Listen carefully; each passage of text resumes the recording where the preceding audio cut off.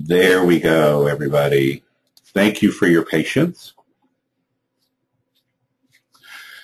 All right, welcome to Attracting Your Perfect Customers, the Strategic Attraction Plan.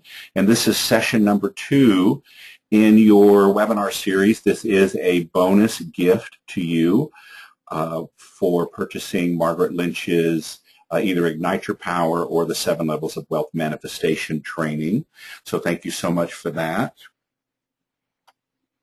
And let's just dive in today's program. So I'm Alan Davidson. I'm the founder of ThroughYourBody.com. And here at Through Your Body, we are dedicated to your healthy, happy, and prosperous world through the full enlightenment of every human being. So we're going to really do a very short review of some of the things that we covered last week in the 4 questions, and then we're going to really dive into some new material, do some tapping, and tease out these 4 strategic questions. So a couple of things about me, my first book, Healing the Heart of the World, I co-authored with a number of great people like Prince Charles, Carolyn Mace, Neil Donald Walsh, Thich Nhat Hanh, Anodea Judith, and a number of other great authors. I was privileged to be in that collection. And then Body Brilliance, Mastering Your 5 Vital Intelligence, was my very own solo work. And the week that it went on sale, it became the number 7 book on Barnes & Noble's Top 100 books, and also the number 1 health and wellness book. So I'm very pleased about that. And just a couple things. This is my life partner, myself on the left, and Jim Julian on the right. And then these have been our 2 dogs for many, many years. That's Lucy Lou on the top and Sammy Sam on the bottom. And I will tell you that just last night we put Lucy Lou to sleep. She was 11 years old and brought us lots of love and lots of joy. And so there were a lot of tears yesterday. So today, as I come to you with the webinar here, it is a lot of vulnerability and open-heartedness. So I'm very happy to be in this heart space to share this information and training with you. Just a reminder that I am a master strategic attraction coach. I was trained by Alan Hickman and Jan Stringer, and they are the formulators of the 4-step process that I'm sharing with you, Attracting Your Perfect Customers. That's first chronicled in the book Attracting Perfect Customers, which is co-authored by Jan Stringer and her partner at the time, Stacy Hall. They were business partners. And then after Stacy moved to Nevada, Jan met Alan. They got married, and they have then written a book together, Being Attraction, What Love Has to Do with Business and Marketing. So those are their 2 books, and that's the body of work that really inspires this strategic attraction plan that I'm sharing with you. So just a quick reminder, this is a practice, a strategy that utilizes the law of attraction. And as we discussed last week, there are 3 steps in the law of attraction: ask, attract, and allow. Asking for what you want with clarity, attracting and allowing the universe to really bring it to you, and then allowing, which is really accepting it and embodying it and then bringing it into full manifestation. And where I find that most people have issues is in step 1, which is the asking. They're not real clear about what they want. And then step 3, which is the allowing. There's something in their psychodynamics that actually blocks them from either allowing it in at all or allowing it to manifest fully into their lives. And so we're going to talk some more about those principles as we go through these 4 steps. So the strategic attraction plan, here are the 4 steps. Step 1, what are the qualities, attributes, and characteristics of your perfect customers? What makes your perfect customers tick? What I want my perfect customers to expect of me? And who do I get to be to attract these perfect customers? So I'm going to dive into some nuances of these 4 steps that we did not have a chance to go into last week in our first 90 minutes together. But I want to just share a couple of comments from people who said some things about the effect of just webinar 1 last week. And this is what Margaret Lynch said after that first 90-minute webinar. Alan, what's the voodoo that you are teaching us? She really did find it to be very profound and effective and dramatic technique. It seems funny that these 4 simple questions can trigger such a response, but they can be very powerful if you allow them to be. And then this is what Tara had to say. She's been studying the law of attraction for 12 years, and what she found missing in the movie The Secret was this intention for action and the importance of getting clear and taking action. And she really appreciated that quote from Bill Harris from the movie. For any outcome that you want, there is a certain way of thinking and acting that will get it for you. You have to find that way of thinking and acting and then adopt it. And so that question 4 is, who do you get to be to have these perfect customers in your life? And Tara's just commenting that there is that shift in being. They are sometimes subtle, but also powerful. And so anyway, I just appreciated Tara's comments and response. And I have got emails and comments on Facebook from a number of you saying how effective that webinar number 1 was. So it's my intention for all of us listening today and those that will listen to the replay to be able to take this to a whole different level and get even clearer and more effective in our ability to manifest. So the first thing I want to ask each of you, for those of you that were live on the webinar last week or listened to the recording of it, what has become clearer to you since the last time we were together? And just as we were last week, I've invited Fiona and Alfie to be live with us on the call to kind of tease out some of the insights that are available and that you can hear these questions in action. And then at the end of the call, for as much time as we have, I'm happy to answer questions and help you in every way that I can. So Fiona and Alfie, are you here listening? I'm here. This is Alfie. Great, Alfie. Fiona. Hello, Fiona. And I want to say a special thank you to Fiona. She's actually on vacation in Sedona and made the special effort to be on the call with us today so that she could help everybody listening. So, Fiona, thank you. My pleasure. And, Alfie, you're in New York City, so thank you so much for your presence and your beauty and being with us on the call today. Thanks for having me. Absolutely. So, Alfie, let's start with you. What's become clearer to you this week since we were together going over these 4 questions in the Strategic Attraction Plan last week? Okay, well, what really became clearer was that I really want to attract my customers to me because I am my services, no matter whether it's a seminar or a book or speaking, it doesn't make a difference. And that was something that I connected to when I really thought about what you said about dropping into the deep ease that's in me. And know that as I look at this, I can come out of the, places where I wasn't able to see clearly, so that when you talk about that ask part, I can get what I want because now it's becoming clearer for me. Mm-hmm. And I came up with some new qualities for my customers, if you want me to do that at this time. Well, actually, let's hold off for just a second. We're going to go into question 1 in just a moment. So, so I think that's a very valuable insight. So you were saying, Alfie, that what became clear to you is that you want to attract your perfect clients to you. So it doesn't matter if you're offering a seminar or giving a speech or writing a book. Those are just vehicles for your perfect customers to find you and get access to you.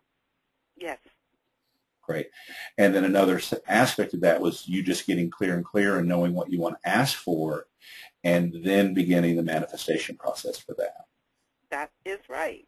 Okay, beautiful. So hold on to those qualities, characteristics, and attributes, and we'll come back to you in just a moment. Thank you. Miss Fiona, what's become clearer to you, my dear? Well, I like what you just said about what was missing from the secret and that it was action, because I've just been amazed as, you know, a lot of times you can kind of read through something or until you actually sit down and start doing the work, doing the actual writing out and really thinking it through. I mean, that's where the power is in this. And you know, we always hear what you focus on expands, but just over the last week, my brain has just been activated in some way, because I was feeling very, very stuck before, and now I'm just, you know, I had this amazing conversation with someone about my website and what I could do and how to do that, and I know that was something that was holding me back, and I started looking for domain names, and as I've been doing these things, it's becoming clearer and clearer to me, you know, the path that I'm supposed to be taking, and I'm actually starting to take those steps, and it feels really great. So it just has been just an exciting week of just seeming like I'm talking to the right people, and the right things are popping up for me, and they're really helping me fine-tune exactly what I'm going for. So. Mm-hmm. So what I'm really hearing you say is that you're just feeling kind of on purpose or in purpose, and that, you know, you feel inspired to action, and that the right people are really presenting themselves to you, and the right conversations, and things are just starting to really flow and unfold in an exciting and beautiful way. Yeah, exactly. Mm-hmm. Wonderful. Well, I think that's just that's a fabulous thing to have be clear to you. So great. Mm-hmm. And so for those of you listening to the call, I would also love to hear if you would just enter into the little question box there, something that's become clear to you since you started working with these 4 questions, and any shifts that you might have had based on the work that we did a couple weeks ago. That'd be just wonderful. Okay. And so let's just do a quick refresher. I'm not going to spend a lot of time on question 1. I do want to remind you that, you know, this is a process that really could take days or weeks, and I invite you to take it into your meditation. Or if you're out in the world and you see an interaction between a business owner and a customer, where you're surfing the net and you see something that just really impresses you, look into it. You know, what was it about that interaction between the business owner or the customer that you want to have in your own relationship with your perfect customers? So what are the qualities, characteristics, and attributes of your perfect customers? Alfie, I know you're raring to go on this one, so tell me. Well, I had a whole list from last week that went with that first piece, but after getting all of this is what I came up with, these couple of new things. Mm-hmm. And it was that they love, like me, respect me, trust me, and recommend me to family and friends, Mm-hmm. that they respect our mutual agreements, which deal with money, time, cancellations, all those practical things, that they allow themselves to be more vulnerable and accept my vulnerability on the input that I give to them, that they do their homework, home integration, and apply it to their daily lives, and they take 100% responsibility for their own process, their own feelings, their own drive. The list goes on. Mm-hmm. Mm-hmm. Beautiful. Fantastic. Great. Well, it sounds like you know, part of the clarity that you got also was you know, taking what these qualities and characteristics and attributes were to a whole different level, and the kind of clients that you want to attract to yourself. Yes. Okay, beautiful. And that came after I found out about my who I wanted to be attracted to me. Well, you know, that's the beautiful thing about the law of attraction. You know, like attracts like. So we can easily say in this particular facet of consciousness, Alfie, it is all about you, dear. Yes.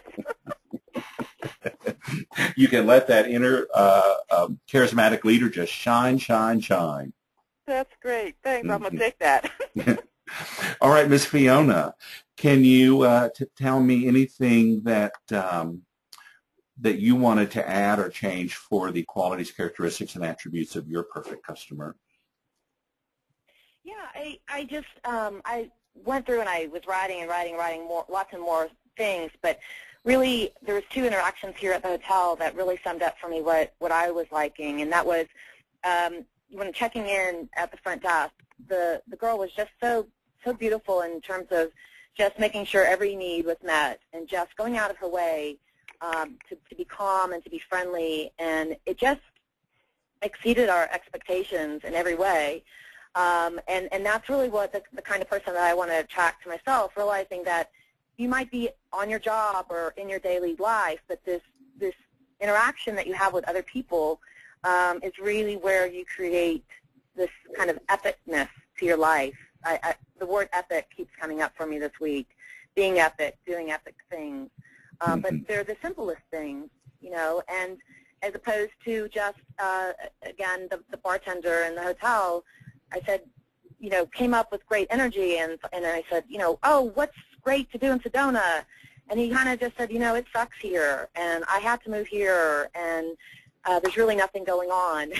And I just thought, wow, that's not the kind of person that I want to attract. And it's not, you know, it's just a choice. I think it's a decision that you make to present yourself a certain way and to find the joy wherever you are. Because here we are coming here to have a beautiful experience. And, you know, so those kind of ideas, Alan, were the things that were really hitting me this week. Right, right. And when we get to step 3 a little later, you know, what hasn't worked for you and how you flip that into what worked for you. So, you know, you did a beautiful job of framing that lovely, beautiful woman that checked you in versus the bartender who said, oh, it sucks here. You know, so you can take both of those experiences and delineate, how can I make this more perfect for me? So, so great work, you guys. So I'd love to hear from those of you that are listening, you know, what are some of the new qualities, characteristics, and attributes that you heard from that are for your perfect customers, just in meditating and thinking about it and just paying attention over the week. And I'm going to skip back. I asked a couple of people what's become clearer to you, and Kathy Hamilton was very beautiful. She said, I feel more empowered in knowing that I can fine-tune my business to fill my needs and really be able to shine as me. That's beautiful. And I think that's the real gift of these 4 questions, Kathy, is that they really lead us into a deeper experience of who we are and trusting who we are and knowing that our perfect customers will find us and celebrate us being ourselves instead of, you know, believing that we've got to be someone else and be unhappy in the process of running our businesses. And let's see, and this is Deborah Connor, perhaps. Let me see if I can get this. I saw through the 4 steps, if I set it up right, I get to be the me I have always wanted to be and to live my ideal life. Beautiful, beautiful. Excellent. Thank you. Okay. So, like I said, we're not going to spend a lot of time on step 1, but really the more time that you take to nail down the qualities, characteristics, and attributes of your perfect customers, the more clearly you can attract them into your business and into your life. So I invite you to take that time and let your life be your teacher, just as Fiona was at the hotel. You know, she had an experience with a woman at the front desk that says that's exactly the kind of experience I want my perfect customers to have with me. You know, to be kind and to be present and to go above and beyond and really satisfy our needs, you know, satisfy needs we didn't even know we had. And then that experience with the bartender, it's like, okay, well, this is not the kind of perfect customer, and this is certainly who I don't want to be in my own business. So excellent. Okay, now let's get to the fun part here in what makes you and what makes your perfect customer tick. And, you know, you want to ask yourself the questions. What are you most passionate about in your life? What gets your juices flowing? What gets you excited? What are you enthusiastic about? What gets you out of bed in the morning? Or another way to ask this is, if I were never able to do this again, how would I be incomplete? How would my life be unfulfilled if I weren't able to do this one essential thing? So, Alfie, you had a really beautiful answer last week on what makes you tick and what makes your perfect customer tick. Would you repeat that for us? Sure. I actually put a couple of words to it. I said it's the determination to grow in self-acceptance and share the gifts with the world. I'm writing this down. Determination to grow in self-acceptance. And what comes next, my dear? Share their gifts with the world. Uh-huh.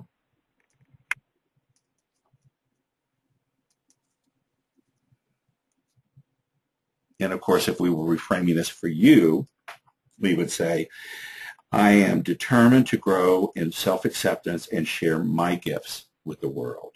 Yes. Okay, beautiful. So one of the nice things is that, that first step could be pages and pages and pages long. And I invite you to really, really hammer out what are the nuances of those qualities, characteristics, and attributes. When we get to what makes you and your perfect customers tick, we're going to distill this into one phrase or one sentence. And Alfie's done a beautiful job of that.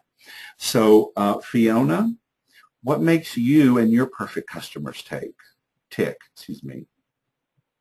Yeah, one of the things that I noticed was that when I write on somebody's Facebook page, happy birthday, I always say, I hope this is your best year yet. And so that idea of, I'm still kind of working on the exact wording that it really resonates with me, but the idea of making it your best year, that you're waking up to the magic that you can create in the world around you. And again, that piece of your interaction with others, I think, is something that I'm very passionate about. Mm-hmm.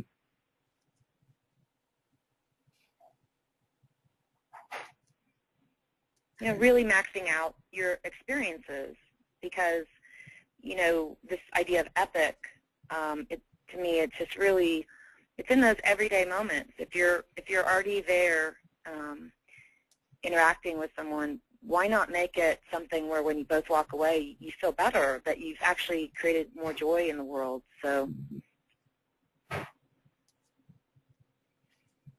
Okay. Now remember, we get to distill.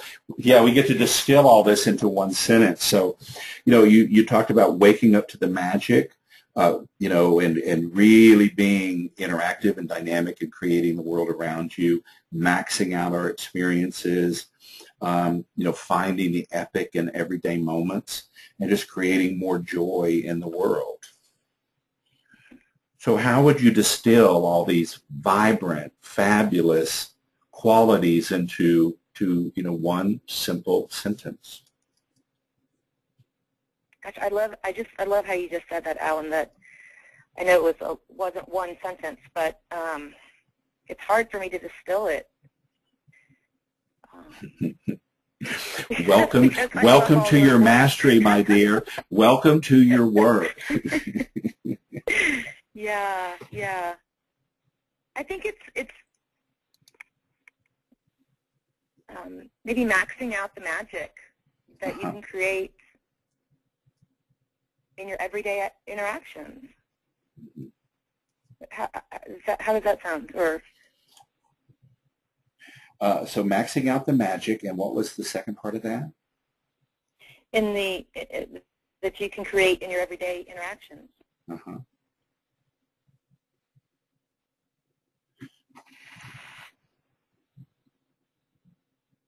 How about maxing out the magic and creating epic everyday moments? Ooh, yes. I love that.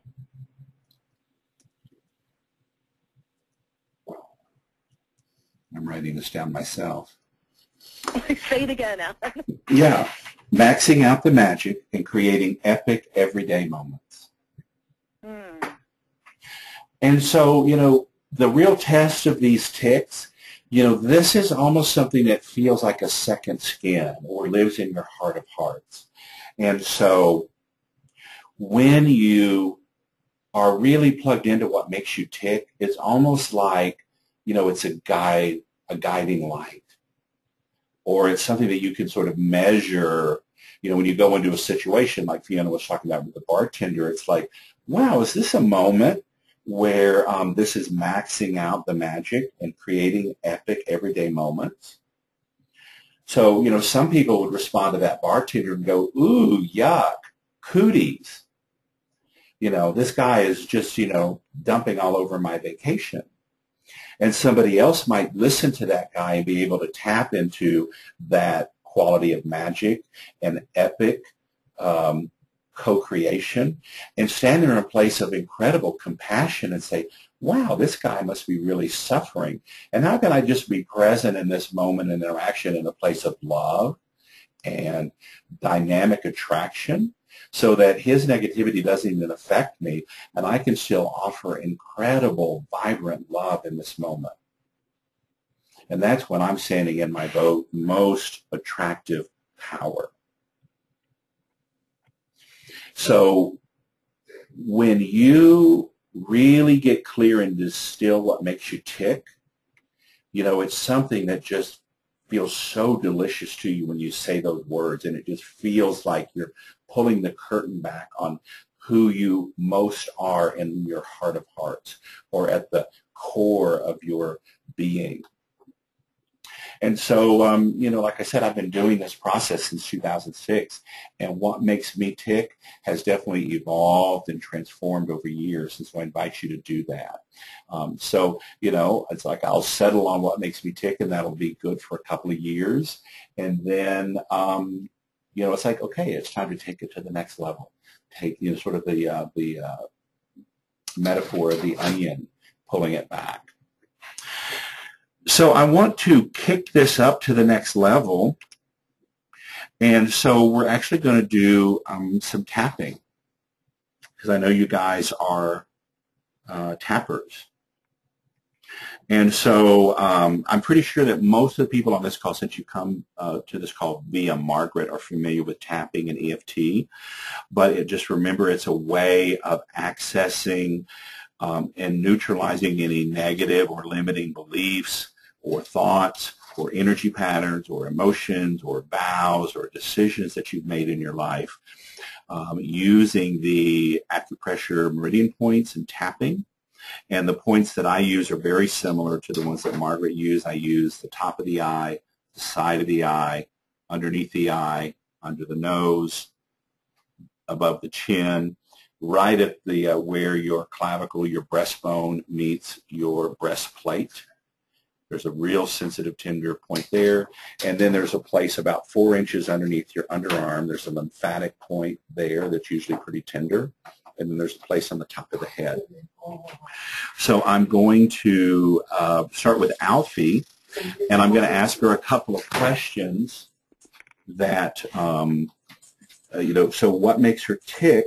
She said a determination to grow in self-acceptance and to share her gifts with the world. Does that feel right, Alfie? Yes. Okay, so speak up a little bit. So I just also want to ask you a few questions for those of you that are doing this exercise and the way that we work with tapping in your tick.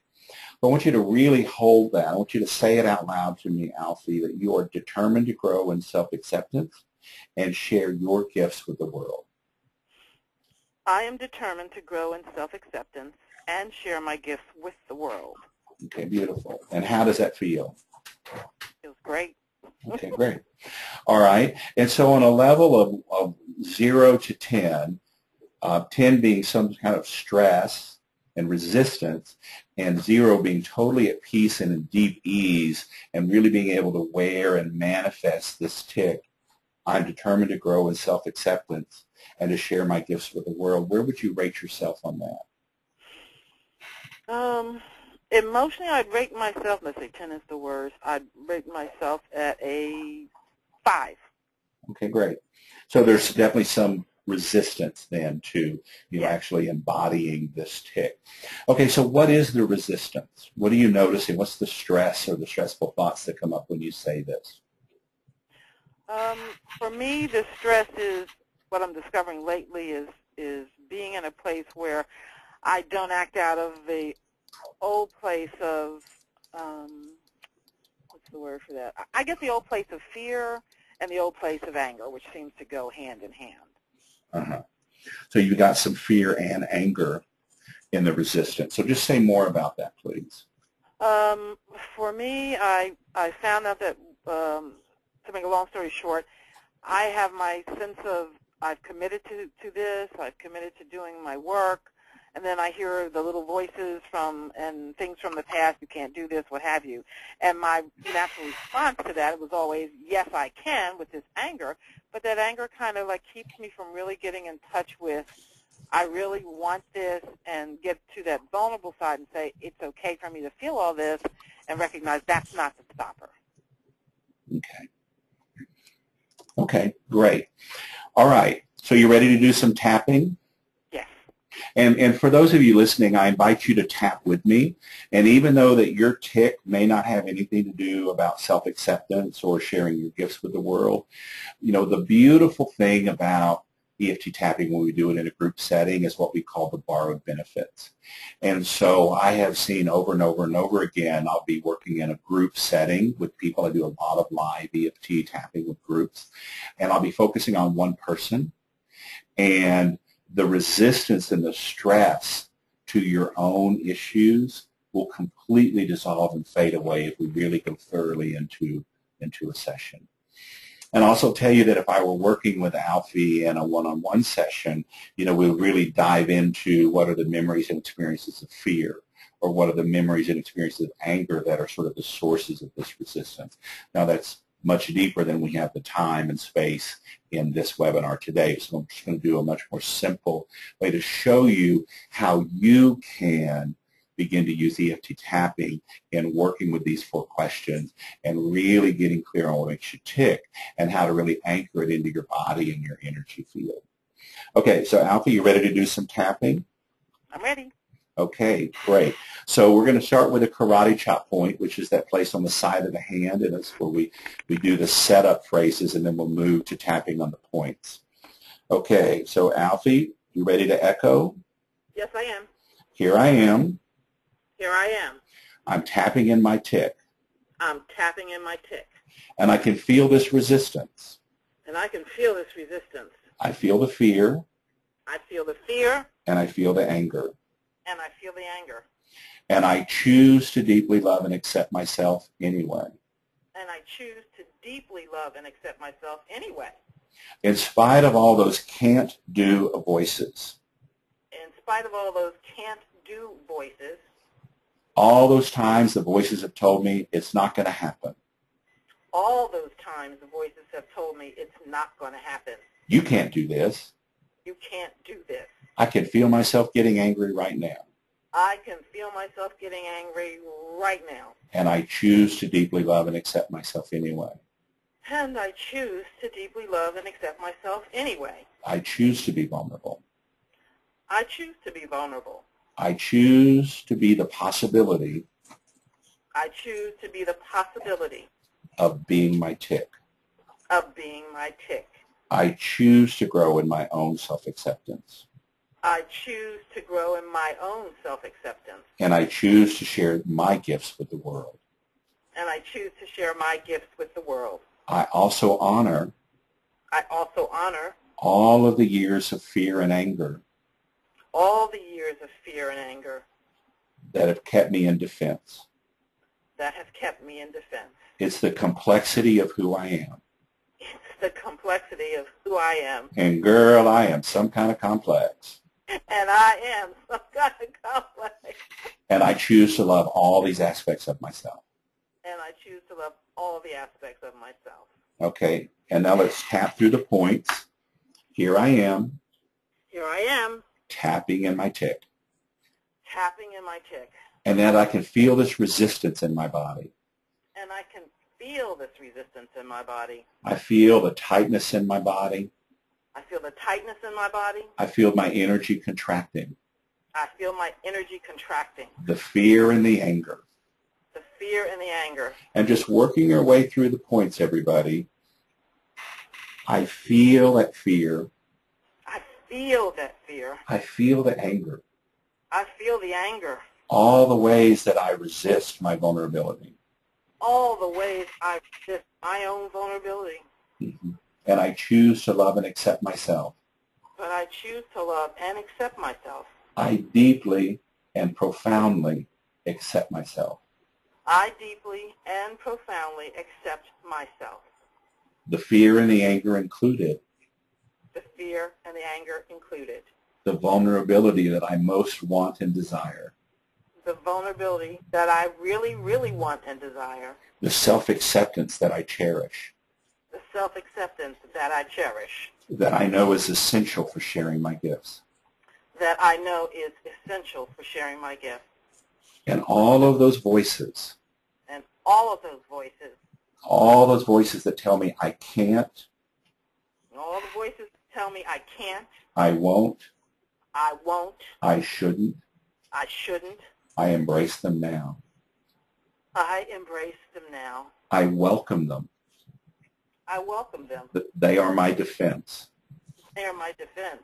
They show me my actual path to vulnerability. They show me my actual path to vulnerability. And I embrace them for the gift that they are. And I embrace them for the gift that they are. Okay, take a deep breath. And now say your tick. I am determined to grow in self-acceptance and share my gifts with the world. I am determined to grow in self-acceptance. I can't even talk. I'm so excited. I am determined to grow in self-acceptance and to share my gifts with the world. And now as you say that statement, you know, you said before that the resistance was about a 5. How would you chart that on a scale of 0 to 10 right now? My resistance now is actually a 1. Okay, great. Great. All right. So let's go ahead and tap for the positive. We're going to anchor your tick into your body. What I love about the tapping is you're tapping on the physical body. It really sends the vibration through all the connective tissues, through the muscles, the viscera, the joints of your body, as well as anchoring these positive statements into your energy field, the acupuncture meridian system, the chakras themselves, all of that. So you're really doing a profound process, tapping your tick into your body. Okay, so just going through the points. I am Alfie. I am Alfie. And I am determined to grow in self-acceptance. And I'm determined to grow in self-acceptance. I choose to share my gifts with the world. I choose to share my gifts with the world. There are so many complex ways to accept myself. There are so many complex ways to accept myself. And I have so many fabulous gifts to share with the world. And I have so many fabulous gifts to share with the world. I am so excited. I am so excited. I have finally tapped into what makes me tick. I have finally tapped into what makes me tick. And I'm taking that to a deeper level of self-acceptance. And I am taking that to a deeper level of self-acceptance. And I know the more that I love and accept myself, and I know the more that I love and accept myself, I actually have more to share with the world. I actually have more to share with the world. And the more of my gifts and the more of my gifts are revealed to me. And I can then reveal them to the world. And I can then reveal them to the world. I, Alfie, declare now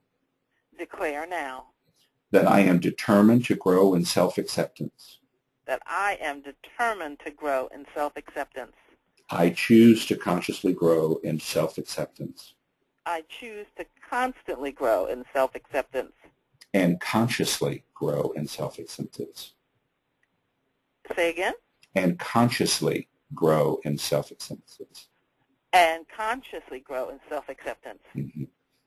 Because it is through this path because it's through this path, my path, unique to me, that I truly share my gifts with the world. that I truly share my gifts with the world. And take a deep breath. And what are you sensing now? What I really sense is this place where I thought I would be much more a target, just kind of like vanished. So say more about that. I feel like like when you're talking about being blocked and the resistance being the fear and anger, like that's held me in that constricted place.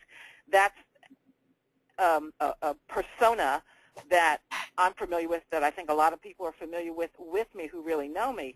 But to come out to say I accept myself and I have all these gifts from this place in my heart, which is what I wasn't really connected as well as I am today, that to do that would make me a target. You know, this isn't you, blah, blah, blah, blah, blah. And I realized that's not even part of the equation. Yeah, beautiful, beautiful.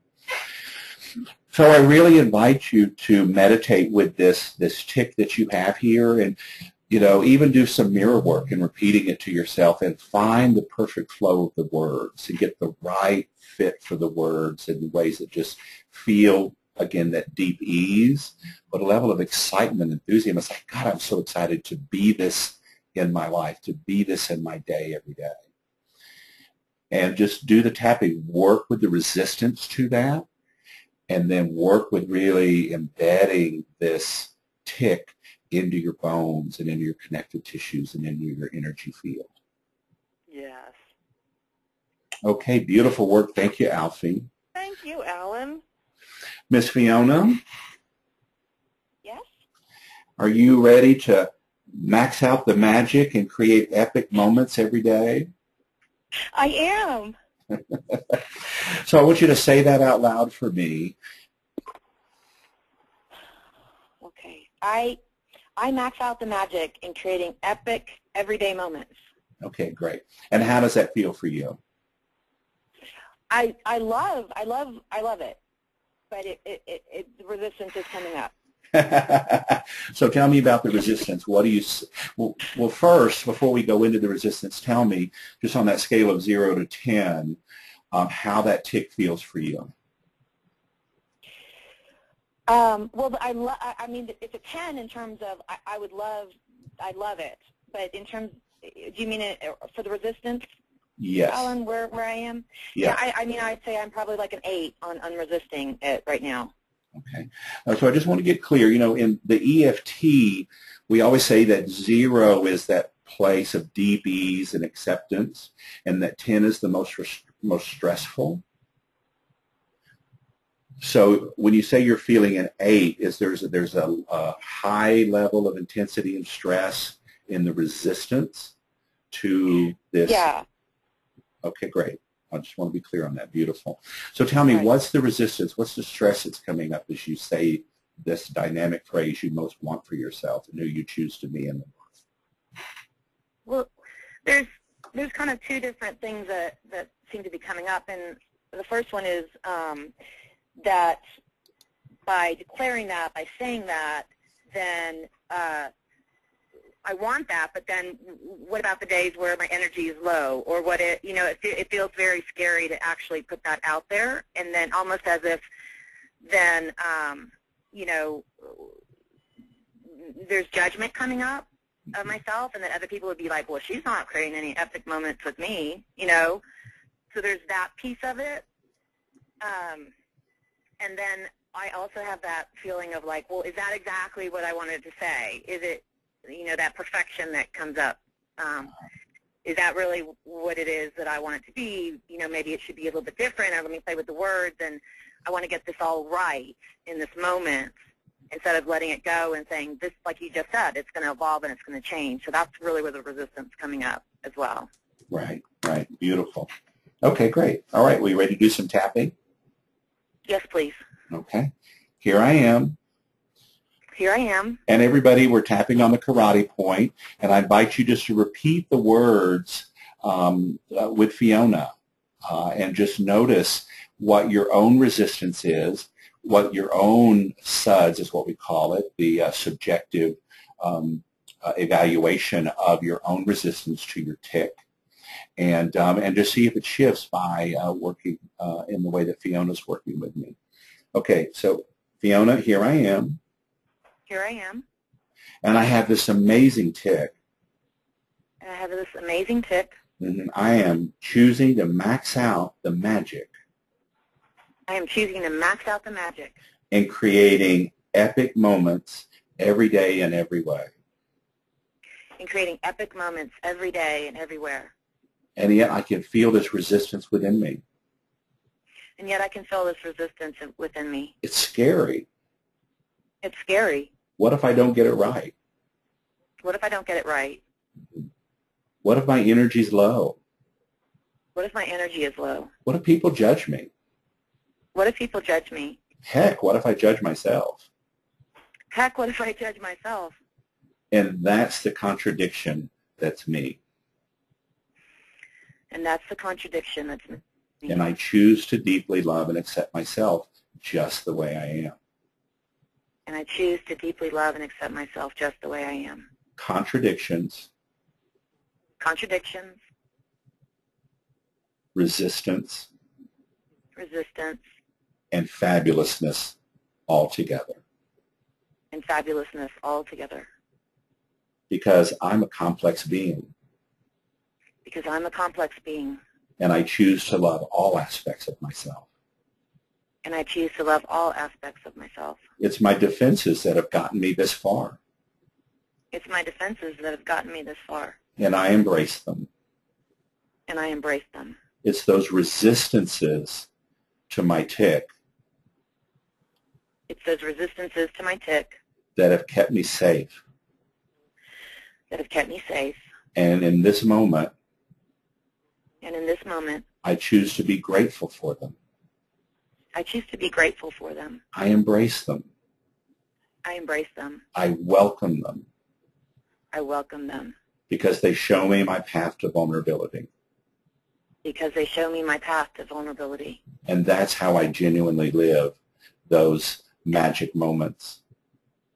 And that's how I genuinely live those magic moments. Those epic everyday moments. Those epic everyday moments. Embracing all of myself. Embracing all of myself. And now let's tap through the points. Here I am. There I am. I have this fabulous tic. I have this fabulous tic. I'm choosing to max out the magic in every day. I'm choosing to max out the magic in every day. I'm creating epic everyday moments. I'm creating epic everyday moments. And I am so excited about this point in my life. And I'm so excited about this point in my life. I'm stepping into this new way of being. I'm stepping into this new way of being. Vibrant. Vibrant. Attractive. Attractive. Radiant. Radiant. And yet I feel the old demons. And yet I feel the old demons. The perfection. The perfection. The judgment. The judgment. The questioning. The questioning. What if I don't get it right? What if I don't get it right? What if my energy's too low? What if my energy's too low? What if my energy's just not enough to achieve these magic epic moments? What if my energy's just not enough to achieve these magic epic moments? I can feel the judgment of other people coming. I can feel the judgment of other people coming. I can feel my own inner judgments coming. I can feel my own inner judgments coming. And it's in this moment. And it's in this moment. That I choose to deeply and profoundly love and accept myself. That I choose to deeply and profoundly love myself. It's the great paradox. It's the great paradox. Of resistance and stress. Of resistance and stress. And vibrant attraction. And vibrant attraction. That allows me that allows me to maximize these moments of magic to maximize these moments of magic and create these epic moments every day. and create these epic moments every day. And take a deep breath. And what do you sense? Yeah, that feels better. That was bringing up quite a bit, but it feels powerful. There's a lot of power behind that. Mm-hmm. Mm-hmm. Yeah, beautiful, beautiful. That's one of the things I love so much about EFT is, we actually work into the resistance and we embrace the resistance. One, because it's that resistance that kept us safe and got us to this point in our lives, but it shows us the door to our vulnerability and being who we are. So beautiful work, Fiona. So if you were to rate on a scale of 0 to 10, 10 being deep ease and relaxation and openness, and 10 being stress, how would you rate your resistance to this fabulous tick? I'm maxing out the magic and creating epic moments every day. I think I'm down to like a 3 or 4. Okay, great. Okay, so in a normal session with a client would actually go to a deeper level, to a 0 or a 1. But for time's sake, because there are really some more things I want to share with you into the 4 questions that we're only to step 2, I'm going to go ahead and go into the positive round. And Fiona, when we're done, I invite you sometime later today when you're walking in the hills of Sedona out in that fabulous energy, you do a little bit more work with these voices of resistance and judgment and perfection. Will do. Okay? So we're going to do a tapping round on the positive to really anchor it into the body. So starting on the points, here I am. Here I am. I am maxing out the magic. I am maxing out the magic. I choose creating epic moments every day. I choose creating epic moments every day. I choose creating everyday epic moments. I choose creating everyday epic moments. Maxing out the magic. Maxing out the magic. And the beauty of that, And the beauty of that, I don't even have to know what I'm doing. I don't even have to know what I'm doing. I can't even figure that out. I can't even figure that out. Thank goodness. Thank goodness. Because magic is surrendering to the magic of the moment. Because magic is surrendering to the magic of the moment. It's just me being present. It's just me being present. Body, mind, heart, spirit. Body, mind, heart, and spirit. Being vulnerable. Being vulnerable. And surrendering to the magic of the moment. And surrendering to the magic of the moment. And bringing this precious magic and bringing this precious magic to everyone that I come into contact every day, every way. And to everyone I come in contact with every day in every way. And that's how we co-create these epic moments. And that's how we co-create these epic moments. We bring our vulnerable hearts. We bring our vulnerable hearts. Fully present. Fully present. Fully embodied. Fully embodied. Fully engaged. Fully engaged. To each precious moment. To each precious moment. And ordinary moments. And ordinary moments. Become extraordinary moments. Become extraordinary moments. And I, Fiona. And I, Fiona. Choose to maximize this magic. Choose to maximize this magic.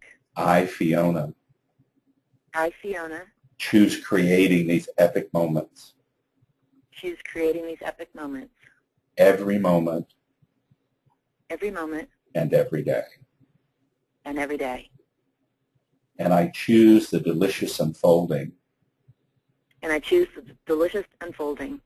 Of these magical, epic moments. Of these magical, epic moments. It is my life. It is my life. It's who I choose to be. It's who I choose to be. And in this being, I am attracting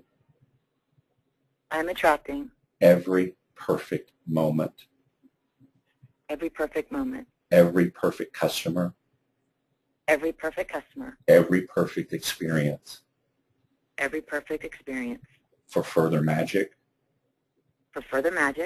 and more epic moments. and more epic moments. And that's the joy of who I'm being. And that's the joy of who I'm being. And take a deep breath.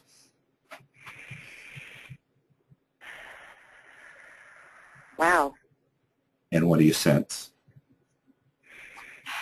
I want to charge out there and start talking to people. Great. I'm ready. Beautiful, beautiful. Okay, great. So somebody just asked a really important question. So before we dive in and shift into question number 3, I'm going to ask this question, and it comes from, it's Deepika. Hello, Deepika. The question is, what is the path to vulnerability? I heard you refer to it a couple times. So for me, and for all of you guys that are doing the work with Margaret, one of the reasons I love her so much, I love her work, and I love supporting her work. I sort of referred to this with a little bit with Alfie and Fiona, is that, we all have our defenses. We didn't get to be 30 years old or 40 years old or 50 or 60 years old. We have our defenses. We have our complexes. We have our personalities. We have our character faults and our character structures. And the study of child development and adult development really hinges on the way that we understand these defenses. There was a psychologist in the last century called Wilhelm Reich, and he actually managed Freud's clinic in Vienna for a while. And Wilhelm Reich talked about our body armor and how our defenses actually become plates of armor in the connective tissues and the muscles of our body, and how we hold ourselves and how we use our bodies, and that there's an actual physical component to our defenses. And so when I talk about the path of vulnerability, it is a way of physically, emotionally, mentally, morally, and spiritually becoming less and less defended, or more and more open, or more and more present in such a way that, yes, you can absolutely defend yourself or protect yourself when you need to, but less and less you need to defend yourself. You can actually just be present, like I mentioned earlier with the bartender. I know a lot of law of attraction people who are at a certain stage of working with the law of attraction, and like, ooh, negativity, boo, boo. And that's certainly one way to respond to an interaction with somebody trying to, rain on your parade and spread, juju, bad vibrations. Or another way is, how can you step up and be so present in your own energy field and so open and so vulnerable in your own heart that negativity doesn't affect you in any way? That you can be there present with somebody who is suffering so much in their own mind and their own life, that you can offer them compassion and kindness and generosity, and just be with them for that few minutes it takes to order a cocktail or have a conversation and move on. So it's, to me, I use the metaphor of the martial arts master, a genuine master who is totally in that place of walking down the road in deep ease, deep relaxation, beautiful presence, the joy of everything that's going on around. And the minute that there's an attack, the martial arts master can determine, is there the most appropriate way that I can respond to this moment. And sometimes it's just continuing vulnerability, and sometimes it's to move into a strike or a punch or a lunge, or to, using the Aikido metaphor, just to spin backwards and become the mirror that allows people then to receive their own negativity, their own attack, their own energy. So that's sort of what I'm talking about in that path of vulnerability. It's doing our own shadow work, doing our own work so that we become less and less defended. And we have to go to the core of our own healing. My teacher, Robert Hall, said once that at the core of every human being is this incredible vibrating pulse of love. And because we're human beings, there's layers and layers of fear and stress and poisonous emotions and memories layered over that. And the healing process is tapping into that core of love and bringing all those experiences and memories and poisonous emotions up and out so that they can be healed and reintegrated in a conscious way, and so that we can really be that core of love. So that's my riff on the path of vulnerability, and thank you so much for that question. So let's move into question number 3. And Ari was on the line last week, and she really asked a question that spoke to one of the things I want to share with you about question number 3, or step number 3, what I want my perfect customers to expect of me. And so, you know, a couple of ways to say that is what my perfect customers want from me, and it's also what my perfect customers want for me. So this is about how you get to design in your business what works for you, who you want to be in your business, how you want to conduct your business, and to go from there. And so just take the time. What are the products and services and the level of customer support and integrity that your customers want from you and you're willing to agree to and commit to? Alfie used the term earlier, agreements, which I think is very, very important. And then, you know, it's what my perfect customers want for me. It is, you know, if I want to run my business and I start my first session at noon and I wrap things up by 7, my perfect customers want me to start at noon. They want me to have the morning to meditate and to exercise and to take care of my personal business so that when I show up at noon for that first session, I can be totally present with them. My clients want me to start at noon. Or if my perfect customers want me to study with the leading teachers in the world, they want me to travel all across the world to sit at the feet of the teachers who inspire me and nourish me and help me connect to that source of love within me.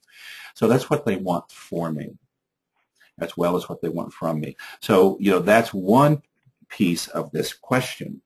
But the other piece that I think is so valuable is what I want my perfect customers to expect of me. It's to turn what isn't working into what is more perfect for me. And so you can make a list of things in your business that haven't worked. Oh, I've attracted clients who love and respect me, but they're not willing to pay me, or they don't see the value in my work. Okay, so how do you turn that around? Gee, I'm attracting all these people who aren't willing to pay my rates. Okay, so how do you turn that around? I choose to attract people who love me and respect me and value me and are happy to pay my rates. So I believe Ari's question last time is, you know, creating a contract or creating an agreement with your client in such a way that the work is done and delivered in such a way that it's joyful for both parties. And your contract spells out the I's dotted and the T's crossed of how that happens. So,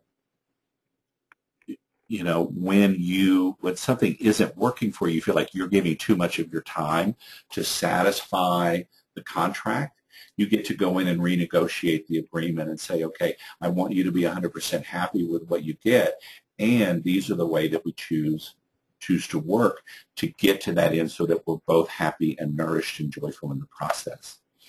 So, Alfie, are you there? I'm here. So can you give me an example in your business of some aspect that hasn't worked for you? that you would like to flip that around 180 degrees and be something that is much more perfect for you? I kind of did that. I have one client who sort of doesn't want to take responsibility for their actions. And so I flipped that with, okay, you're going to call me at this time. You're not going to be late because, it's kind of very, wishy-washy with them, to put it mildly.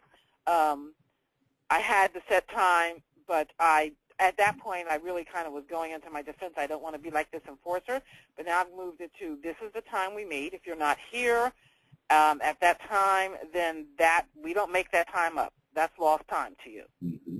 And we're only going till, the agreed upon time.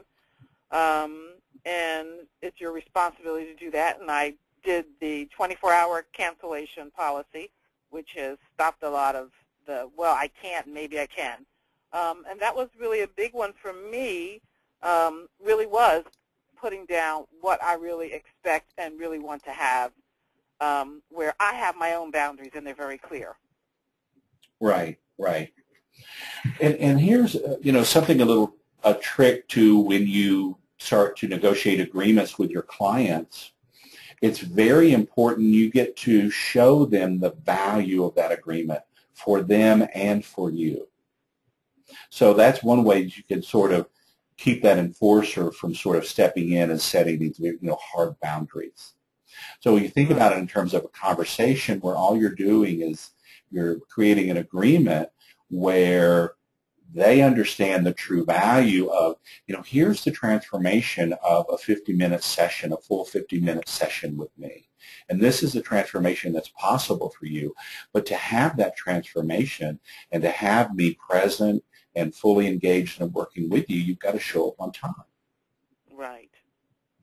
And so that changes the conversation a little differently. Do you see that? Absolutely.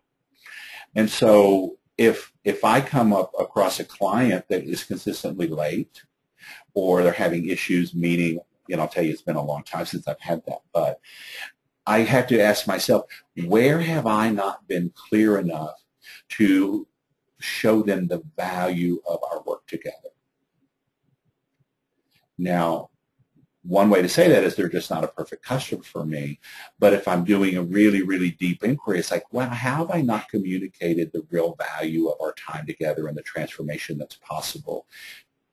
And then hold the space for them to work through their own demons and defenses so that they can come to our conversations.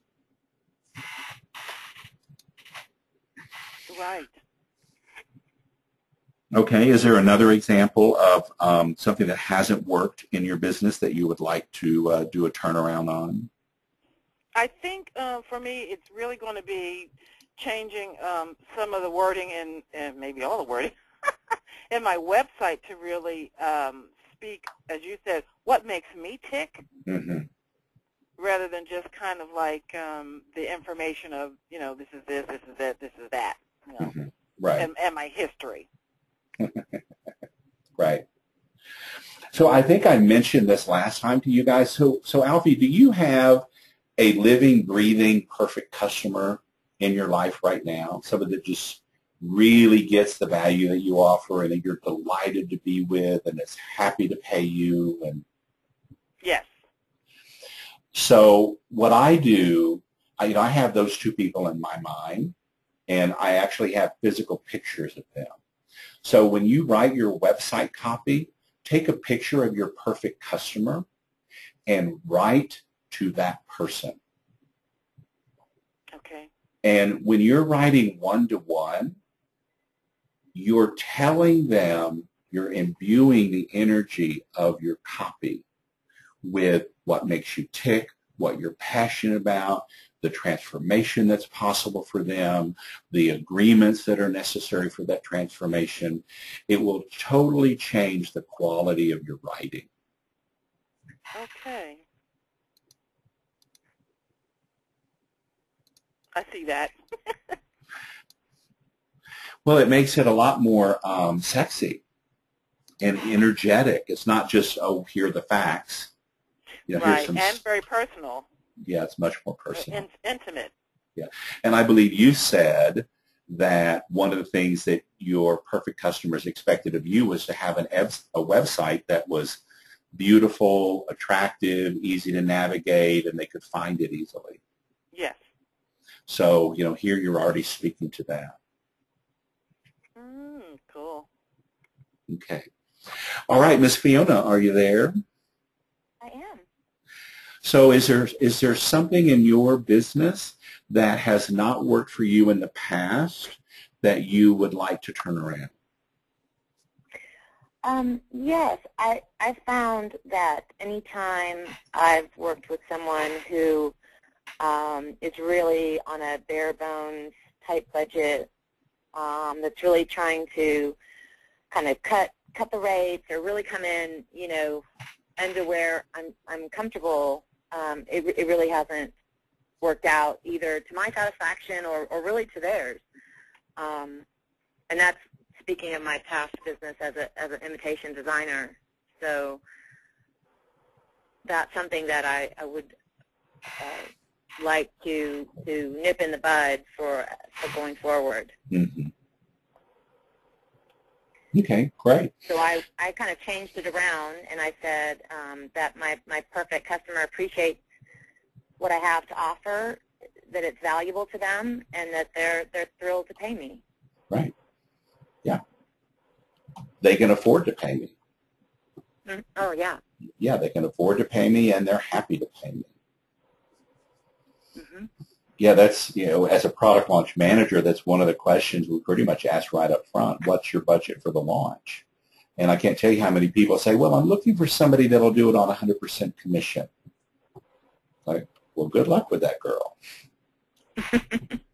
Because, it's really getting clear the value that you bring to the conversation and the transformation that's possible for them from your work. I mean, the people that are willing to pay handsomely for magic in their lives and epic moments every day, when you get really clear on that, you can rest assured that you can charge what you value and what you feel you're worth, and you know that you're delivering that value over and over and over to your clients and customers. Right. Is there one more example of something that hasn't worked in the past that you would like to turn around? Yeah, I find that when I don't stay true to where my strengths really lie, I think things can get derailed. A lot of times I want to, from a customer standpoint, really try to accommodate people, but if it takes me off track, then that doesn't usually work out. Right. So what I'm hearing you say is that, what your perfect customers expect of you is to stay in your strengths and share from a place in your business from your strengths, and then you outsource the other things that you're not good at and zap your time and energy. Mm-hmm. Yeah, that's exactly that. I love that. Okay, great. So so that's a marching order for you right there.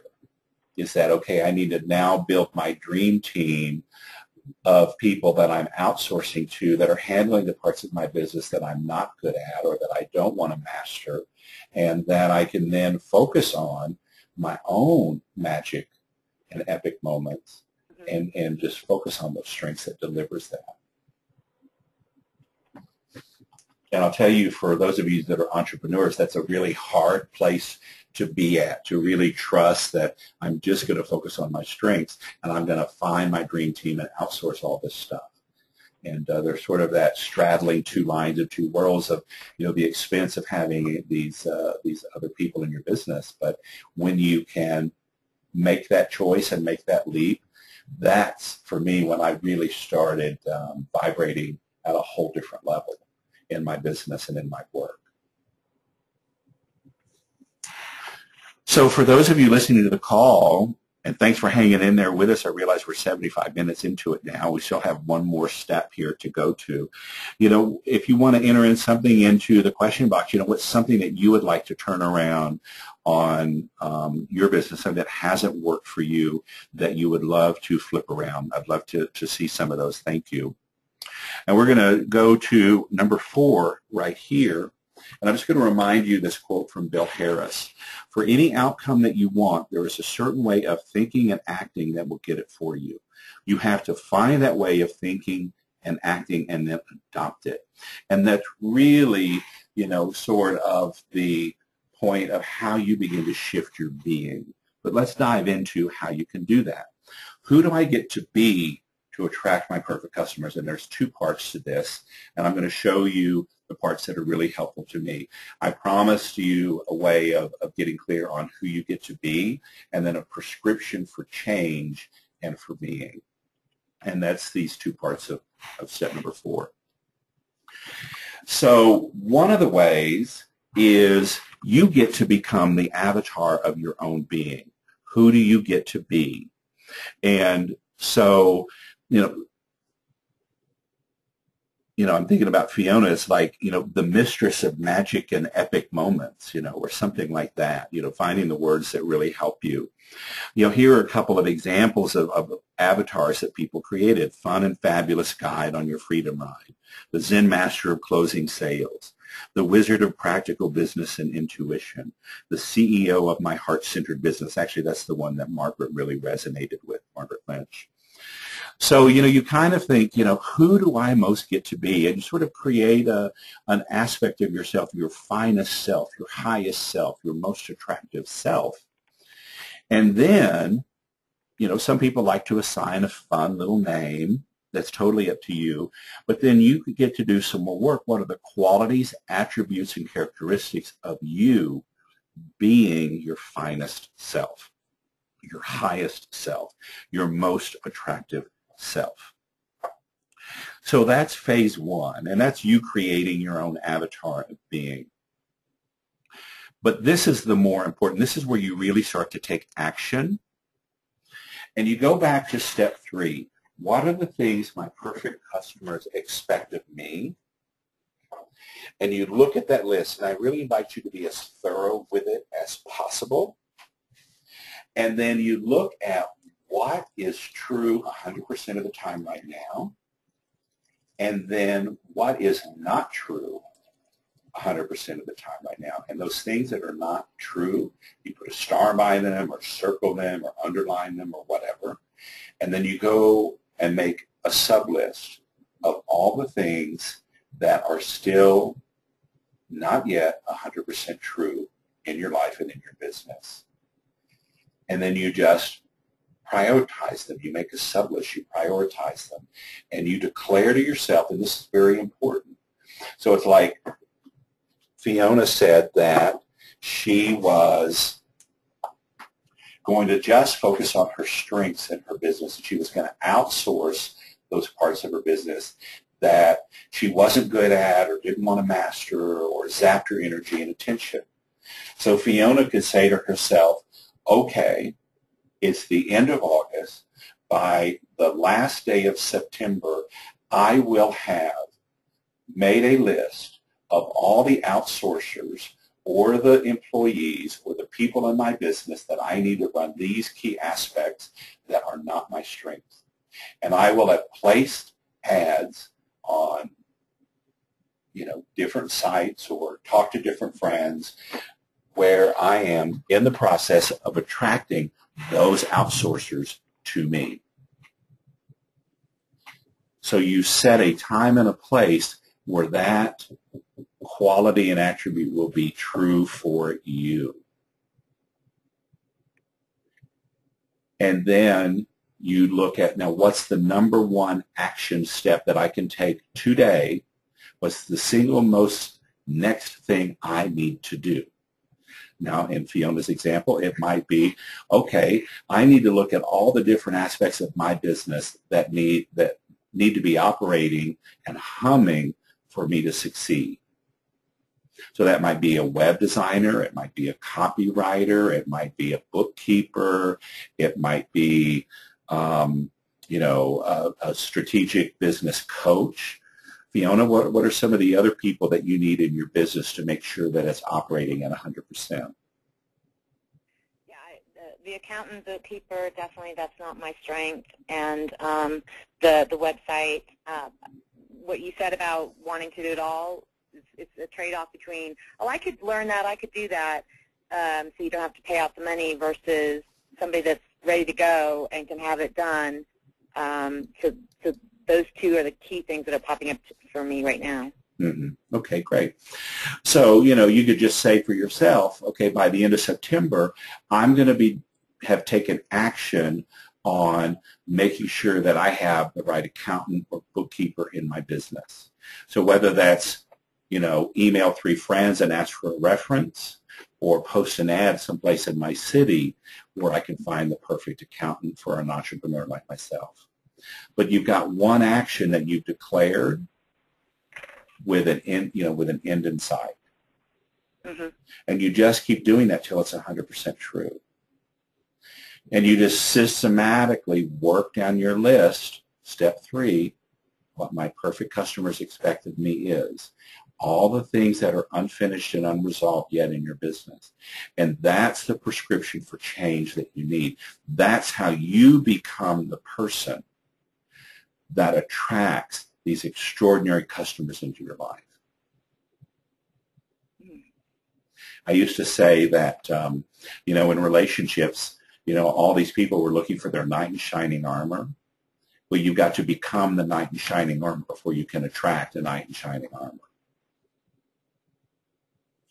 So you've got to take these consistent steps of transformation in your own being before you can really genuinely manifest and attract these extraordinary people in your life.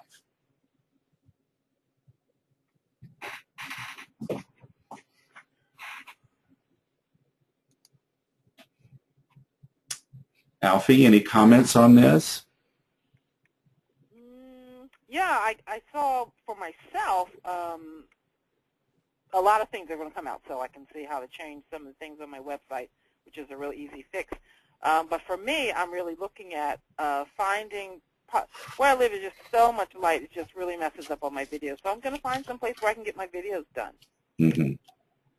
Beautiful. That'll probably make it so much easier for me. Okay, so when will you have found this perfect place to film your videos?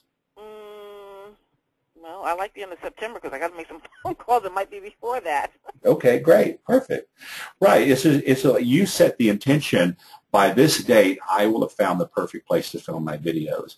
Okay, now what's the number one action that you need to take to move in that direction?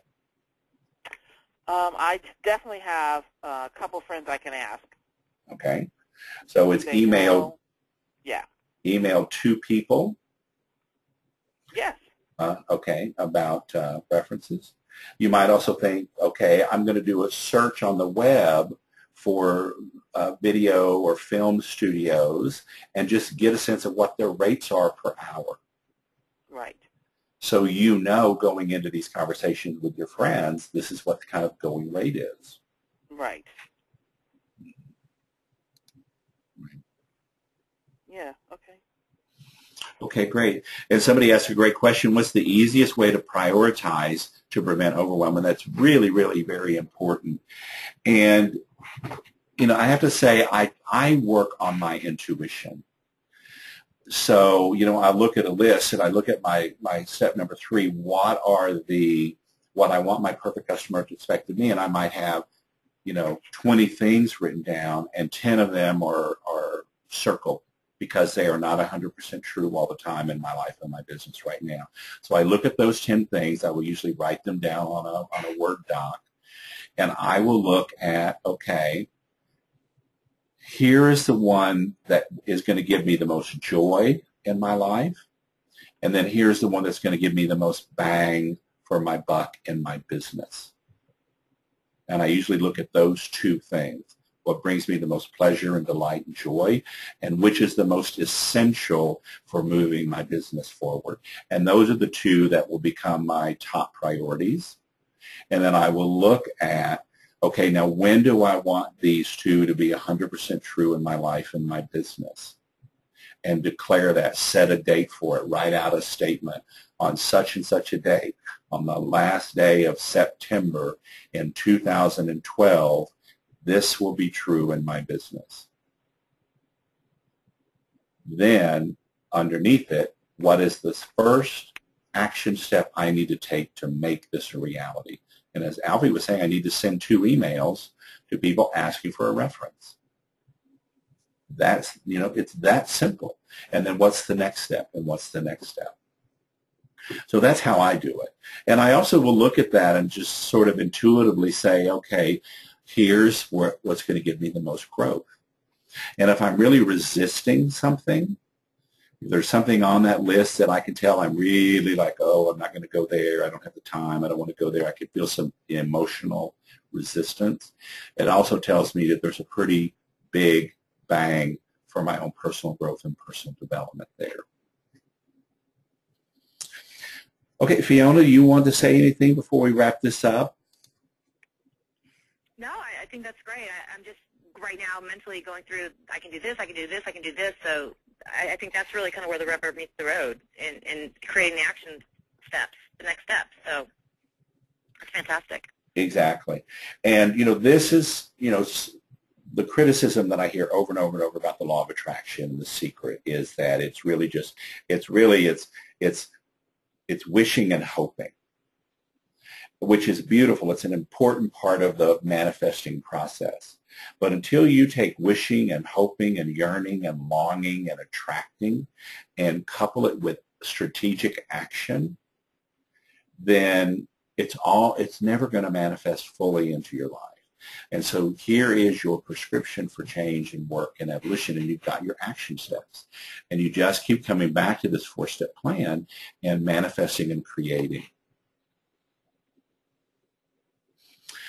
Okay, so let's see. I know we've got a number of comments and questions and things. Let's see. I just wanted to say a couple of things.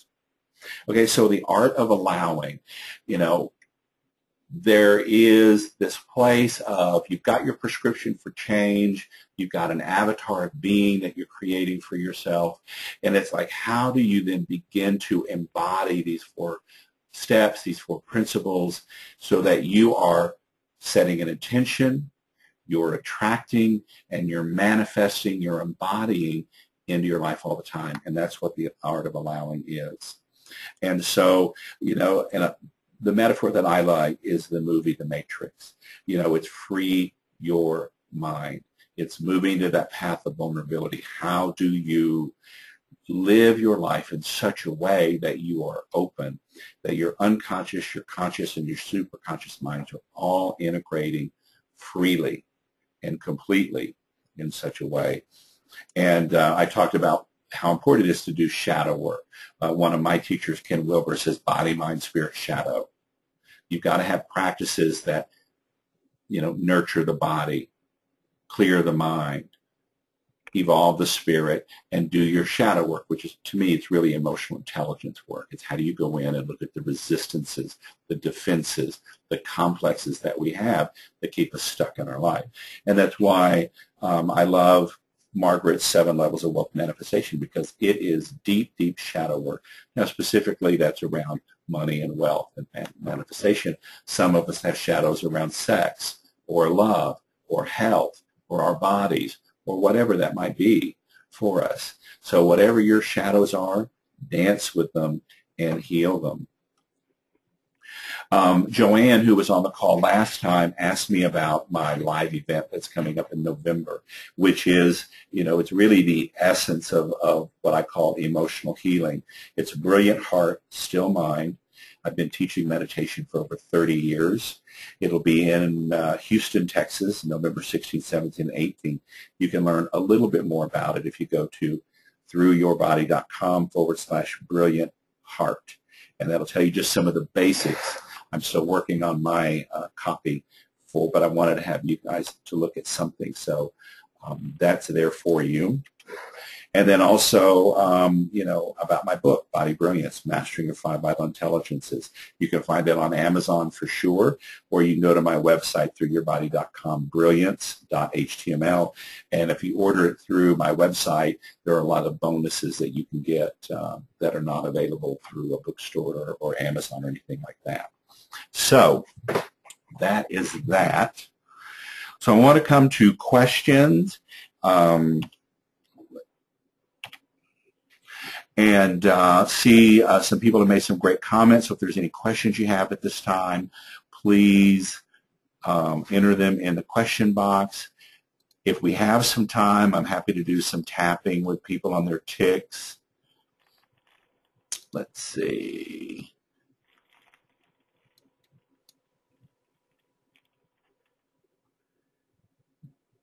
Okay, this is Ari, and I believe she's saying that you know, what makes her tick is a desire to co-create by asking my customers what they need and how I can support them, and then by telling them what I am able to deliver, listening to their needs and clarifying my capacity to deliver. That's beautiful, and that really speaks to what we said earlier, Ari. I would love for you to distill that and shorten that into one really sentence that zings of how you can be of just beautiful service and delivering incredible, beautiful art in a way that everybody is happy and joyful in the process. So that's great. And this is from Sue. They want to be and express fully who they really authentically are, giving and sharing their gifts with others and getting paid well for it. And so, Sue, if we turn that around, I choose to be and express fully who I am and who I authentically am, and I give and share my gifts with others and get paid well for it. So that's beautiful. Okay. Let's see. Oh, this is someone commented on what became clear to them after last week. I saw through the 4 steps, if I set it up right, I get to be the me I have always wanted to be and live my ideal life. Absolutely. Absolutely, Deborah. And that's really the whole point of doing this work, is you becoming authentically you and sharing your gifts and your talents and your strengths and your products and services in such a way that you love your life, you love who you're being. Okay, that's great.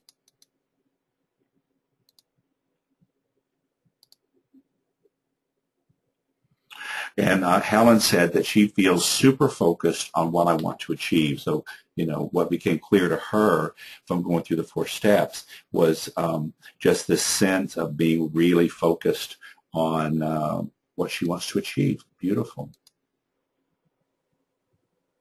And a couple of people really posted sweet comments about Lucy Liu and, you know, what it means to lose our 4-legged friends.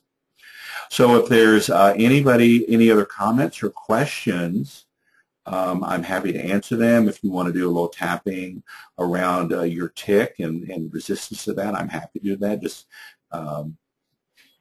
let's see.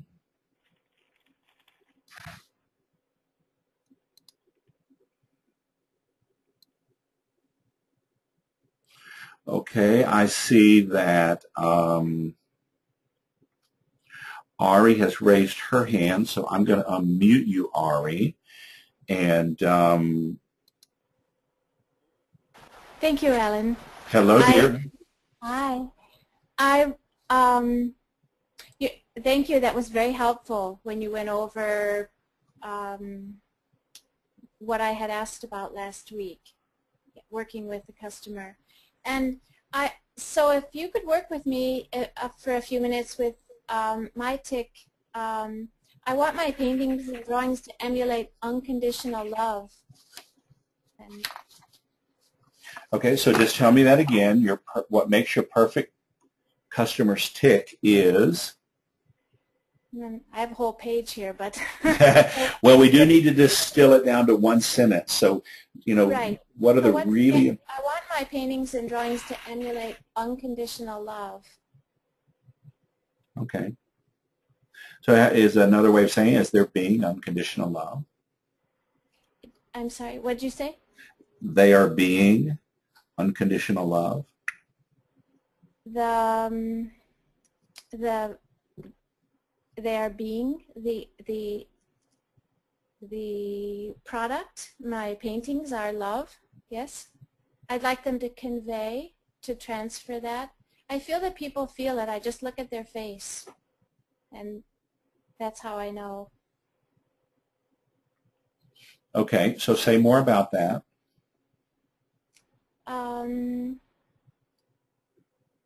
That it's hard to describe. It's like when you and I did that heart energy transfer. It just happens.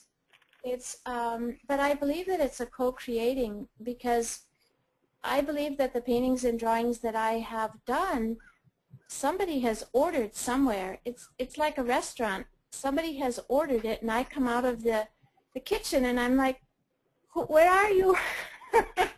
You know, somebody ordered this, so I feel like I'm willing to co-create with people. Mm-hmm.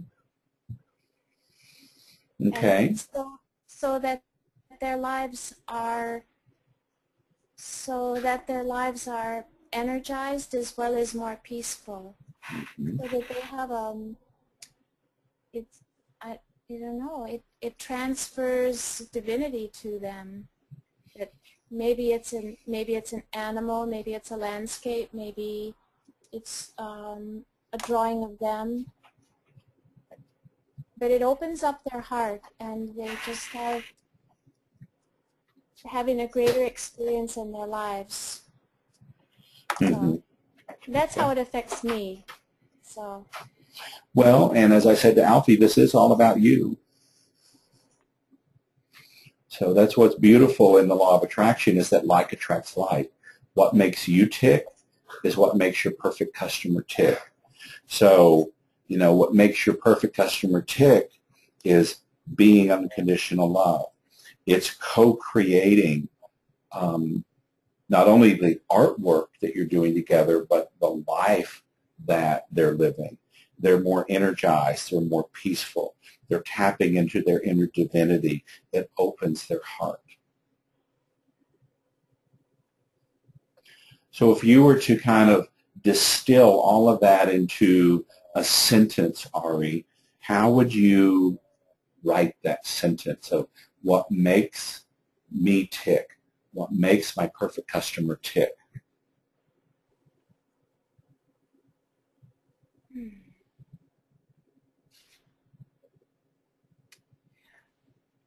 I don't have words for it. Okay, so what are you sensing in your body as you think about this?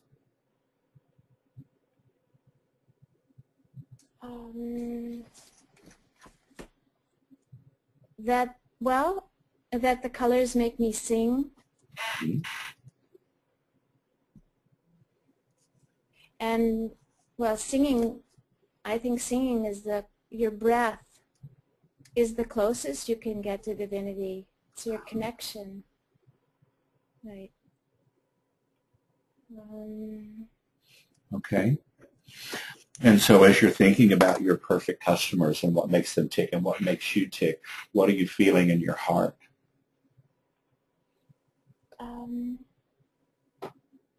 That my heart, well, I said the singing, which means the breath, and when you're breathing, that it's open and that there is life and there's motion. It's like the movement of the figure 8, and that's, yeah, that's what happens. I feel very alive, but it's so much breath that I feel relaxed. And the combination of the connection with divinity and bringing what I do into a three-dimensional world. So. Okay, great. And so, you know, as you're really being and meditating on this, what makes you tick, what makes your perfect customer tick, what are you sensing in your soul, in your spirit?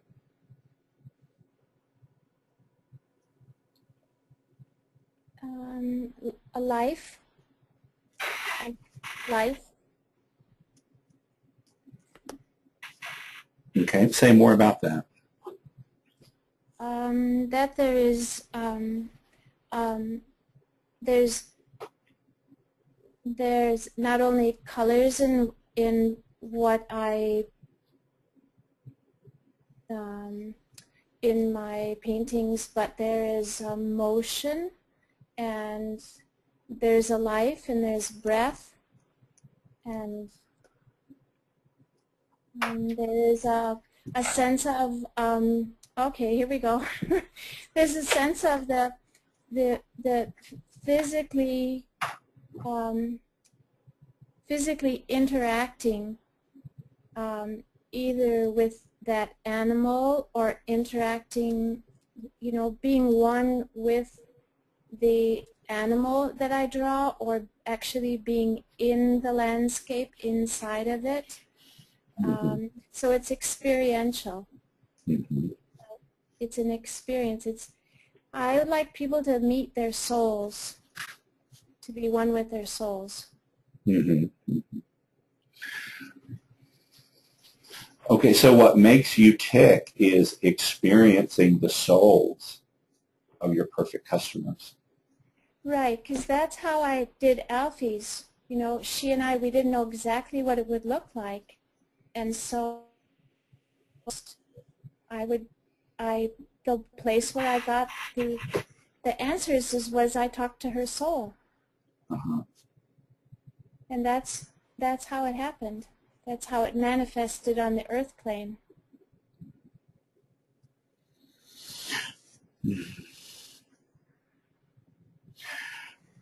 So I want you to, I mean, we've got several options here, and so what I'm sort of sensing right now is what makes me tick is experiencing people's souls and singing the colors through breath and divinity. That's beautiful.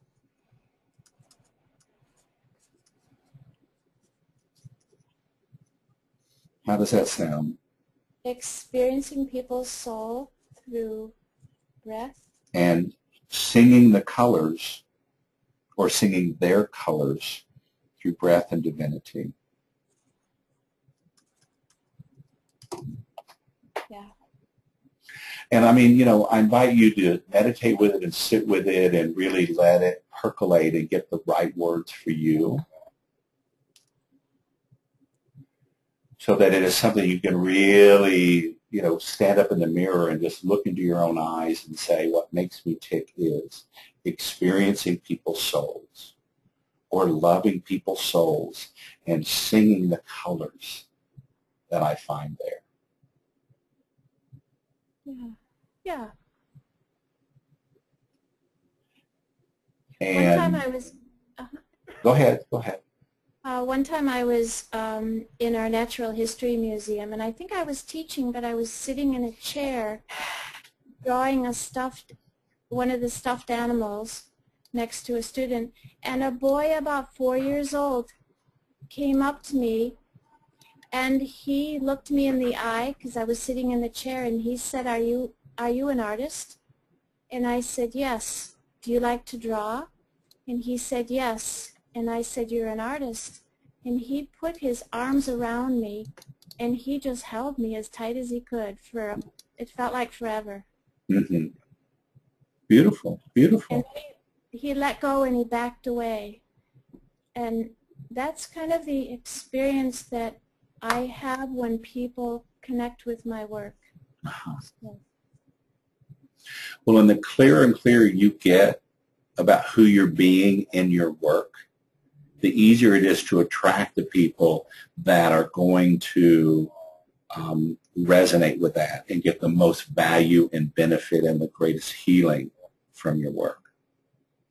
And my weakness is, what I would like to clarify is articulating, developing a relationship with these people which keeps my heart open to their heart that's opened, you know, a connection, a heart connection with them through words, with words. Yeah. Right. Beautiful. Beautiful. So I invite you to really just write out the a couple things that we've really focused on here, and you can go back and listen to the recording of this, and that will help you. And just try it on. Make it an affirmation and tap with it. Focus on the resistance to it, and then also really tap the most positive expression of it.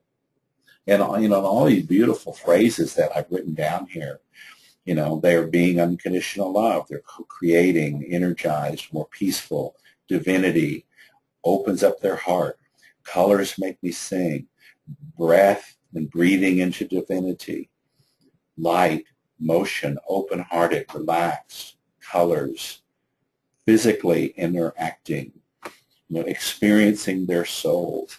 These are all wonderful key phrases to be tapping on and working into your own personal scripts. Thank you. You're welcome. All right, we've got a couple more people who've asked questions, so I'm going to move on. Ari, is there anything else? Oh, no, you opened up another place. Thank you so much. Well, beautiful. I was able to put it into words. Thank you. Great. Well, as an artist, the Tao Te Ching says, that which can be said is not the Tao. And so, as an artist, you really are taking the Tao or the Great Spirit or the incredible source of love at the heart of the universe, and you're making it manifest. You're doing it through art. But the next challenge is, how do we find the words that come as close of a proximity to that manifestation as we can? And so, up till now, I haven't had to talk to people as much as now I have to communicate with people on the phone and the internet. But before that, they just came to my studio, and it was like just snap my fingers, there they were, and things just happened, and there was an exchange, and it was quick, and it was actually really easy, and it manifested quickly, and I was younger too, and it was a real flow, and now I think my work is there's maybe more substance to it, more meaning to me, more connection with my heart, and people calling for more from me. Yeah, more. Yeah. Beautiful. They're asking for more. Mm-hmm. Okay, beautiful. Well, thank you so much. So I'm going to move on. We got a couple other questions. So I look forward to being with you again soon, Ari. Thank you, Alan. Okay, I see Brad has raised his hand for a question. I'm going to unmute you, Brad. Hello there. Brad, are you there? Okay, have you muted yourself by chance? I see you raised your hand. Okay. Brad, are you there? Okay, you've got to have a headset or a microphone on your computer to be able to talk. Let me try to come back. You can also enter your question into the box. I'm going to move to Kathy. Okay. Kathy, are you there? I am there. I'm here. I'm somewhere. Well, good, good, wonderful. How are you doing? Very good, Alan. Thank you so much. This has been a great session again. Well, thank you, thank you. So what became clear to you as we were sharing? Well, I think what my tick, I kept thinking about it, and I mean, I really do just totally get off on those aha moments and times in your life, I think, when things are going, what you might think is bad, and then you realize it's really the best gift that you possibly could have gotten. And I mean, it's kind of like finding all the joy in pretty much every single situation. And I mean, I just love learning new things about myself and just knowing how much more powerful I am and all that stuff. And that really does just kind of, get me up in the morning and think, okay, what am I going to learn today? So I was trying to think, okay, how do you put that into a sentence? And that's why I was thinking, okay, to totally love my vulnerability and find my power and the joy that is in me and all around me because of it. or maybe I love self-discovery and knowing that my vulnerability is my path to experience more of my power and joy. But I don't know if either one of those really kind of have enough pop for how I'm feeling inside. Well, I'm not feeling the sizzle from those, so I definitely. Okay. And girl, I know you want a sizzle. I want a sizzle. Exactly. I'm a sizzler. Okay, so, you know, when you think about it, you know, in your heart of heart, just what excites you about being alive, being in a body? You know, what is it that really turns you on? Oh, that's a hard question for me. Being in a body. I guess just being able to feel things. Right. Okay. So, and feel what? Just almost just anything, like just, you know, just emotions, and feel the presence of other people, and just the joy in sharing everyone's energy and knowing that we're all connected. And, you know, when I look at people, you know, I'll even think, okay, you know, there's a part of me in them, and there's a part of them in me, and it just, you know, makes me feel like, you know, just in awe of life.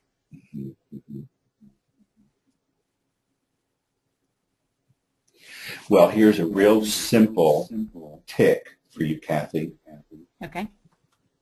Repeat after me. What makes me tick What makes me tick is being in awe of life. oh, is being in awe of life. Oh, that's so good. It actually makes me want to cry. Yeah, that's awesome. So I want you to just sit with that and, you know, I mean, see how it reveals itself to you. Okay. You know, and you know, you always got your tick. It's that one phrase, it's that one sentence, but then you can write paragraphs about what is it, you know, that gives you that sense and sensation and feeling of awe in your life. Yeah. That's beautiful. Great. Wow. Thank you so much. You're welcome. Anything else? No, I think that's it for right now. I'm kind of gonna let that settle in, because that's really powerful for me. Wonderful. Beautiful. Okay, great. Well, thank you so much, Kathy. Okay, have a good one. Okay, let's see if we've got any other questions. Let's see. We've got Helen here. Helen, are you there? Yes, hi. Can you speak up, dear? I know you're all the way in England. Yes, a long way away. How's that? Is that Yeah. better? A little bit. I just want to make sure everybody on the call can hear you as well. Okay, I'll put my headphone on. It'd probably be better. Okay. I just want to thank all the people that are still on the call. Fantastic. Thank you so much. Is that better? Oh, darling, I can hear that beautiful English accent so clearly now. Good, I'm so glad. Yeah. How can I help you? Well, I'm surprised actually that my hand went up, because I hadn't actually raised it, but and I had just literally closed out of what I'd written for my homework. So let me just see if I can find that a moment. Okay. And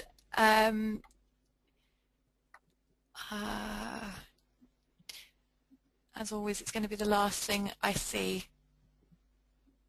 I'm not sure where it is. But oh golly, I've done some other work, sort of for obviously what I do is not so much coaching like some of the others, but what I've sort of been working on with Margaret is that I help small businesses and entrepreneurs transform their marketing from ho-hum to brilliant, creating and fusing their brand into an unstoppable flow of customers hungry for their services and products. Mm-hmm. What I actually do is specialize within the hospitality industry, and very much more specifically, literally of the last few weeks, concentrating solely on restaurants and getting their mobile marketing working fantastically for them. Mm-hmm. So I suppose it's I'm coming from a very different place from most other marketers, in that I want mine to be very much heart-centered, and using that transformation, that and that's where the work that I did from last week's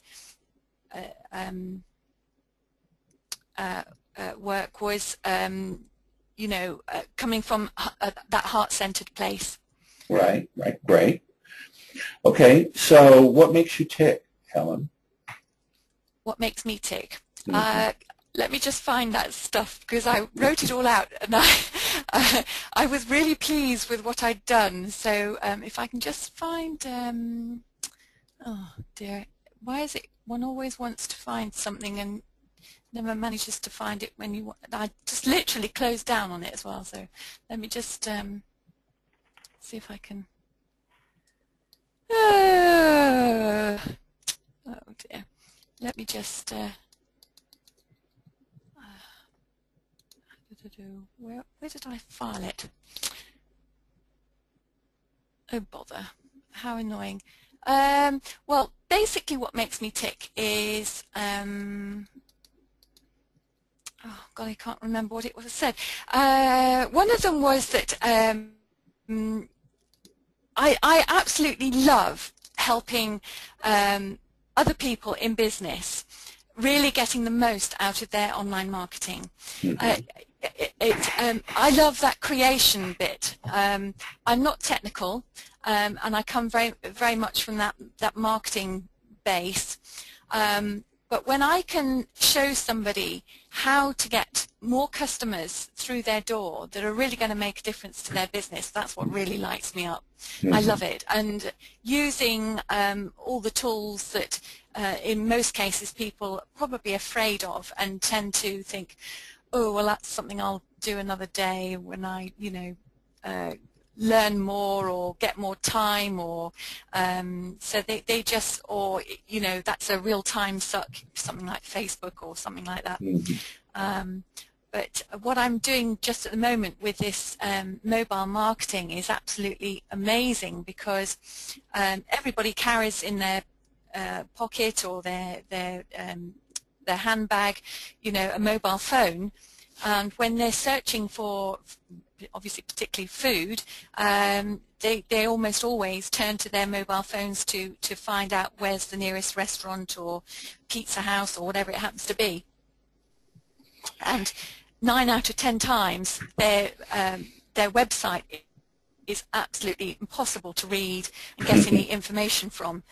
So being able to turn that website into something that is very easy for their customer to just either call them or find out a map and directions to get to where they are, and to literally, you know, walk through their door and buy their food in an instant, is what's really really appealing to me at the moment, because it's the creation of the actual mobile website.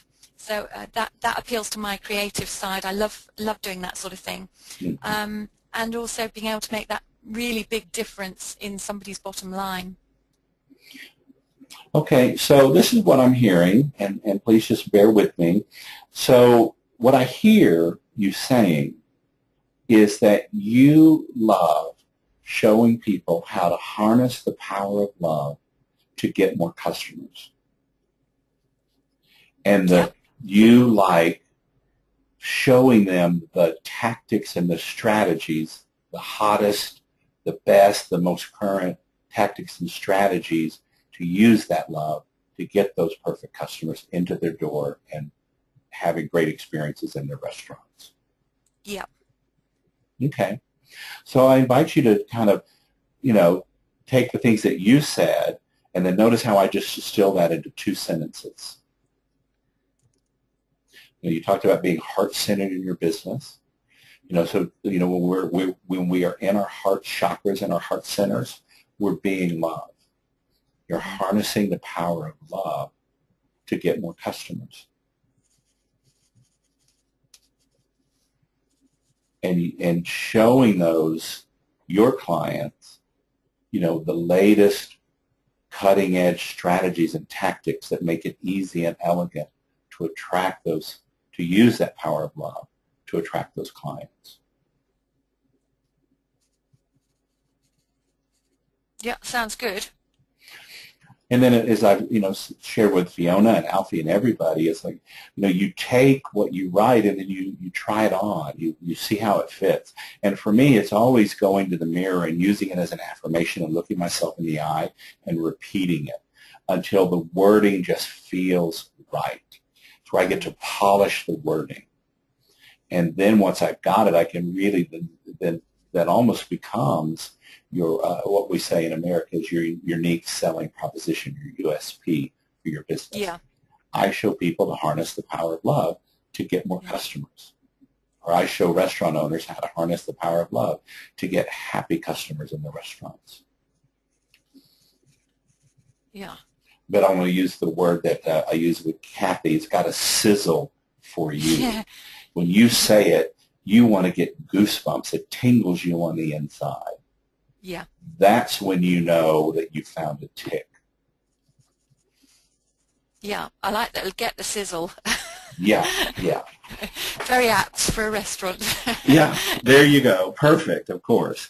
But yeah, and that's the importance of distilling this. You can write pages and pages, but it's when you can distill it to find the simple, elegant truth that has a current of electricity to it. Mm. That's a fundamental step towards your own spiritual development and your own self-satisfaction in your life. Yeah. So beautiful. Yeah, it's really, it's giving me tingles. You're sizzling. Ah, yes. Okay, great. Sounds good. Thank All you right, very well, Helen, thank you so much. Great to be with you. I appreciate it. And we'll go from there. Yep, definitely. Thank you very much, Alan. All right, bye-bye. Okay, well, this is your last call for comments or questions. If you have anything you want to share or ask or say, this is last call. Let me just check questions again. Okay, well, that's it, everybody. I thank you. You've really hung in there.